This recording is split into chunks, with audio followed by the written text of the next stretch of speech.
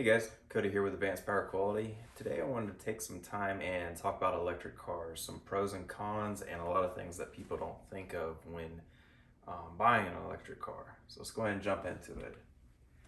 The first thing, everybody knows that electric cars are fast. I actually saw a new record. It was the P100D, I believe it was. Just ran a 933 at 155 on the quarter mile. Really great numbers. It's like Bugatti Veyron numbers. The reason why they're so fast is how the power comes on. You know, a typical gas motor, you have to wait for the RPMs to ramp up. You'll hit your peak horsepower numbers, and then it will taper off. The electric car, pretty much instantaneously, you have the power, and it doesn't go anywhere. Here I have some examples of a tuned Model 3 and a new Mustang 5.0. You know, as you can see, the RPMs take some time to ramp up till you get peak horsepower.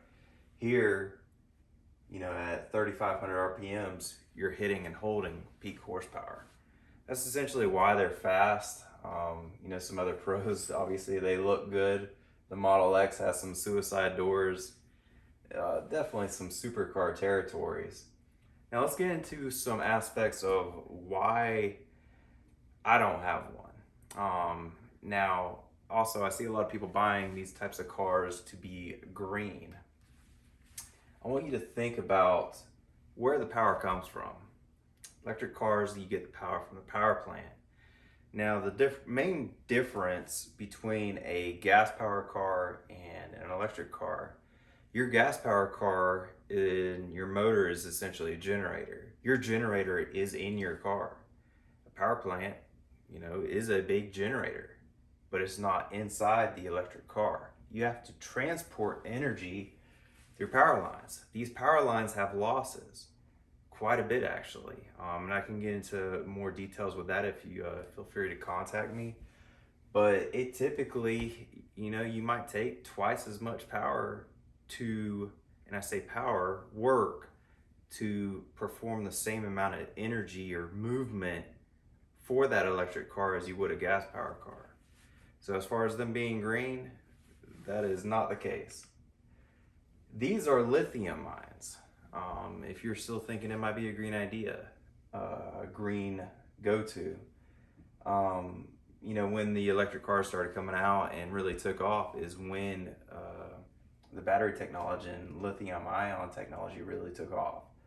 But it leaves a big geographical blueprint like this. Some other things to think about. If you run out of gas, you can get a gas can, go to your gas station, fill up the gas can and walk back. Electric car, you can't do that. And as you can see here, you're burning diesel, which that generator has losses, to essentially transfer the energy into the car. This is what happens whenever you run out of electricity in your car, your electric car. You have to have a big mobile unit with a big diesel generator come out. And these aren't supercharging stations. You know, you're talking an hour charge for these types of ordeals. And yeah, I know that there is a lot of supercharger stations being installed. And that's great and all. You know, you're talking about 10-15 minutes to get an 85-90% charge.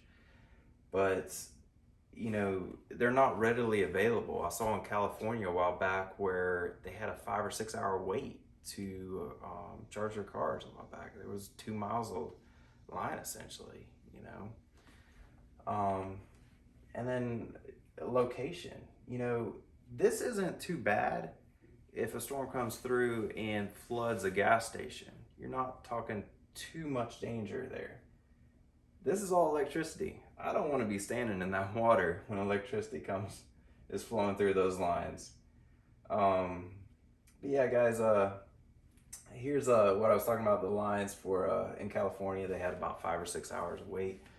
But there's a lot of things to think about when buying an electric car. If you're doing it for performance, absolutely. If you're doing it for anything else, reconsider is what my recommendation is going to be. I can get in more detail what I've explained here and kind of show you some of the math behind it and what are line losses and how much is actually energy or work is being performed and how much is lost there.